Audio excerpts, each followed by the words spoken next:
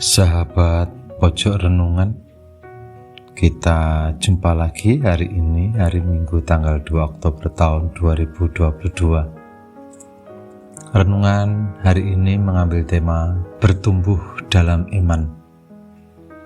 Injil Lukas bab 17 ayat 5-10 yang akan kita renungkan pada hari Minggu ini. Oleh karena itu mari kita mengawali dengan doa agar Tuhan melimpahkan berkat-Nya pada kita. Dalam nama Bapa dan Putra dan Roh Kudus. Amin. Allah Bapa yang Maha Baik, kami bersyukur atas iman yang telah Kau anugerahkan kepada kami. Kami mohon semoga iman kami semakin berkembang dan berbuah secara nyata dalam cinta kasih kepadamu dan kepada sesama kami. Dengan pengantaraan Kristus Putra-Mu Tuhan kami yang bersama dengan Dikau dalam persatuan Roh Kudus, hidup dan berkuasa Allah sepanjang segala masa. Amin. Dalam nama Bapa dan Putra dan Roh Kudus. Amin. Sahabat Pojok Renungan, Tuhan, tambahkanlah iman kami. Inilah seruan permohonan para rasul kepada Yesus. Rupanya, walaupun para rasul setiap hari berkumpul dengan Yesus, mendengarkan pengajarannya, menyaksikan mukjizat-mukjizatnya, mereka tetap menyadari bahwa iman mereka tidaklah besar. Oleh karena itu mereka meminta kepada Yesus untuk menambahkan imannya. Bagaimanakah dengan kita? Pernahkah kita berdoa memohon kepada Tuhan agar Ia menambahkan iman kita?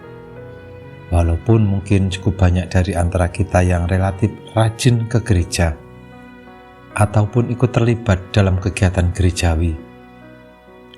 Namun ini tidak menjadi jaminan akan besarnya iman, sebab keterlibatan seseorang dalam kegiatan gereja tidak selalu berbanding lurus dengan pertumbuhan imannya. Lalu, bagaimana caranya agar kita dapat bertumbuh dalam iman? Sahabat Pojok Renungan, mari di bulan Maria ini kita belajar dari Bunda Maria yang telah menyelesaikan perjalanan imannya dengan sempurna. Paus Yohanes Paulus II menggarisbawahi 4 hal yang tercakup di dalam pertumbuhan iman, yaitu pencarian, penerimaan, konsistensi, dan konstansi. Kita lihat yang pertama, pencarian. Iman memang adalah pemberian Tuhan. Namun, di sisi lain, ternyata kita harus pula secara aktif mencari dan mempelajari iman kita. Bunda Maria mencari pemahaman imannya dengan bertanya kepada malaikat, bagaimana hal ini mungkin terjadi? Kita baca dari Injil Lukas bab 1 ayat 34. Bagi kita, pencarian akan pemahaman iman yang benar diperoleh melalui mendengarkan renungan atau khotbah, romo atau pastor dengan sungguh-sungguh, membaca kitab suci dan buku-buku rohani Katolik, ataupun mengikuti seminar-seminar rohani. Dan jangan lupa, langkah kemudian adalah merenungkannya. Yang kedua adalah penerimaan.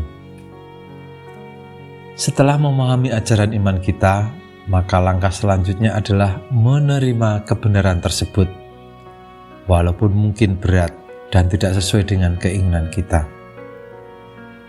Itulah yang dilakukan oleh Bunda kita, Bunda Maria, ketika ia berkata, sesungguhnya aku ini adalah hamba Tuhan, jadilah padaku menurut perkataanmu itu. Yang ketiga adalah konsistensi.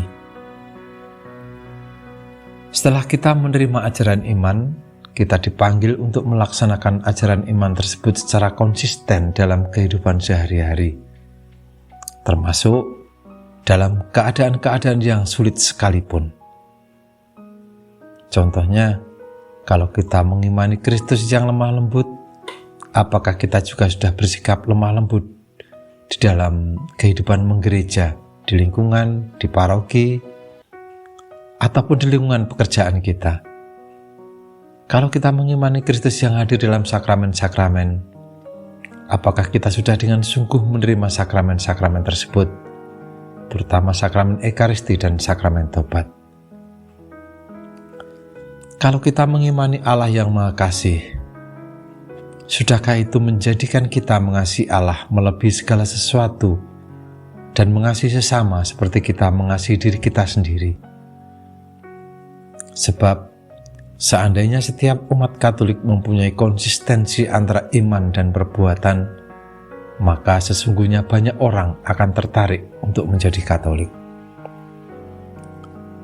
Yang keempat adalah konstansi.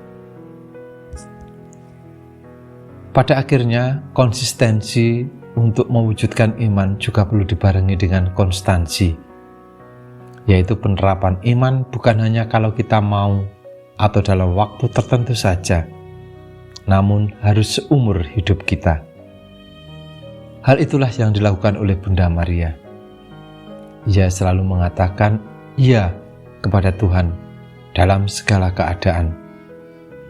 Sejak menerima kabar gembira malaikat, dalam pelayanannya membesarkan dan menyertai Kristus, sampai akhirnya ia menyaksikan dengan matanya sendiri bagaimana putranya disiksa sampai wafat demi menebus dosa umat manusia.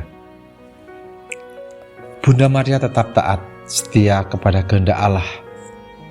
Ia mendampingi Kristus sampai akhir, bahkan dikala hampir semua murid-muridnya meninggalkan dia.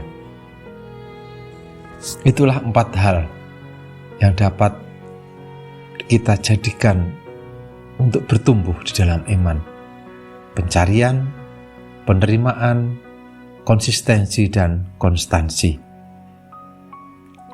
Sahabat Pojok Renungan, kekuatan iman dibutuhkan agar setiap orang yang percaya dapat mensikapi secara cepat dan tepat segala hal yang kita hadapi. Mari kita mohon kepada Tuhan, ya Tuhan, tambahkanlah iman kami, dengan belajar dari Bunda Maria untuk tetap beriman sampai akhir. Demikian renungan kali ini, semoga bermanfaat. Terima kasih, Tuhan memberkati.